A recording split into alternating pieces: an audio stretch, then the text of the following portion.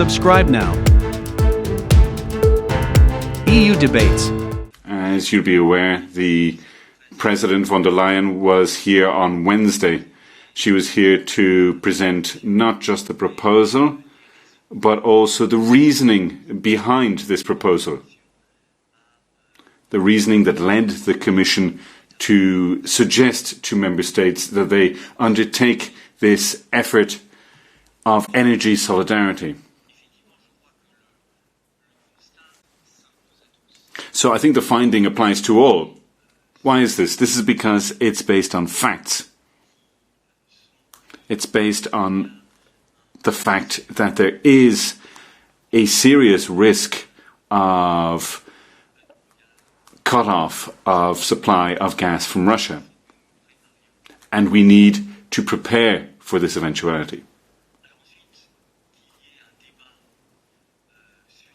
Now, obviously, the fact that there's going to be a debate on such an important subject is hardly surprising.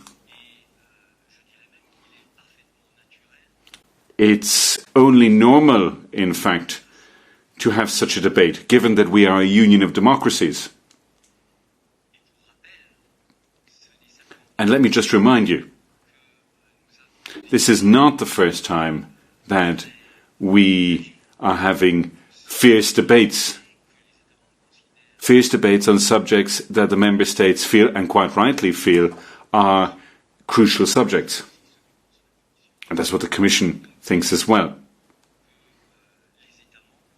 It's a good thing, a healthy thing, that Member States debate. It's good that they set out their positions on this proposal. But as you said, there is a process. There's a process to formally discuss these proposals. And we're not going to make comments on individual reactions before we have these formal meetings.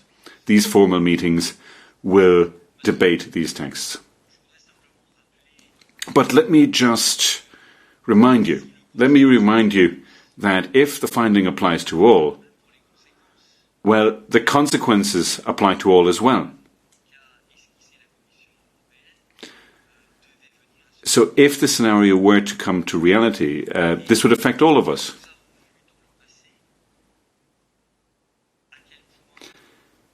In the past, we've seen how the European Union has all the tools to find its way out of a crisis, and it can do this when it acts in a unified fashion. Europe needs to act as one. The President reminded us of this. You have very recent examples. There's the COVID crisis. But we also see how we reacted to the invasion of Ukraine by Russia. We are fully convinced, we're absolutely convinced that it's in everybody's interest, the interest of every member state, no matter how dependent they are on Russian gas. It's vital that we come up with a common response to the challenges we face.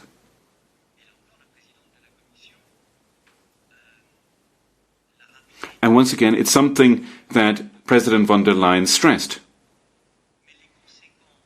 This is something that is happening in the energy field, but the consequences of an energy crisis would go far beyond the mere sector of energy, the production and consumption of energy.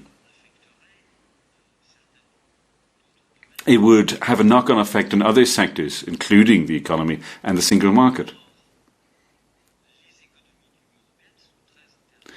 The EU economies are very interdependent.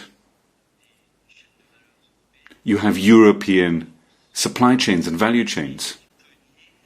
There's a tissue of supply chains across Europe, and if there were to be an economic crisis in one country, the consequence of this wouldn't just be limited to that country. It would have a knock-on effect on other countries.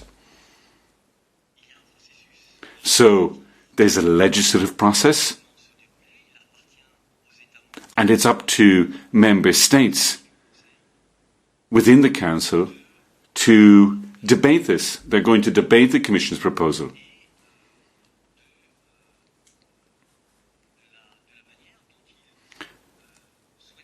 And they'll set out how they intend to face up to this crisis, how we generally are going to face up to this crisis. On Article 122. Article 122, well, it's not the first time that we're setting it out. And this Commission, in fact, has triggered Article 122 3 times. You had the European Solidarity Instrument, SURE, and Next Generation EU. So we had 3 community responses to crises or needs that were pan-European. These were issues that affected all kinds of fields that are at the heart of member state prerogatives. For example, look at Next Generation EU or SURE. You had the direct financing of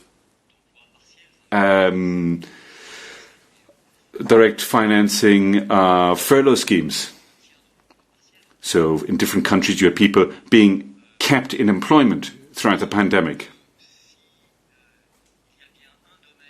So if there's a field whereby you've got a crisis, and you've got a crisis whereby Article 122 needs to be triggered, and if it's one field that this is really relevant, it's energy. It says notably in the field of energy, if you read it. And if the alarm signals are there, and if we know that Russian deliveries of gas to the EU have dropped, we can see that our storage needs us to focus on specific efforts in order to reach this 80% target that we set for this year. And given this situation, we've taken a number of measures, but if there were to be a cut-off, we'd have to pull out all the stops and have a European response. And we feel that it is justified for the Commission to ask the Council. It's not the Commission necessarily that triggers Article 122. We ask the Council. We ask the Council to trigger Article 122.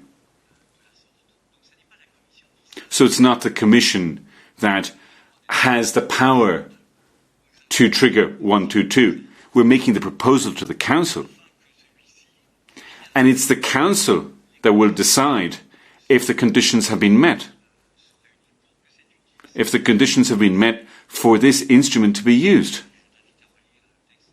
I would invite you to read the regulation. And obviously a number of conditions need to be met. So we acted within our prerogatives, within our powers.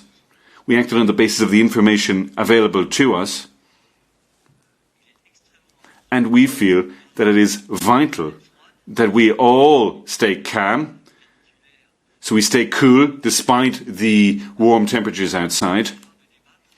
And with a cool head, we should discuss how we can best respond to this crisis.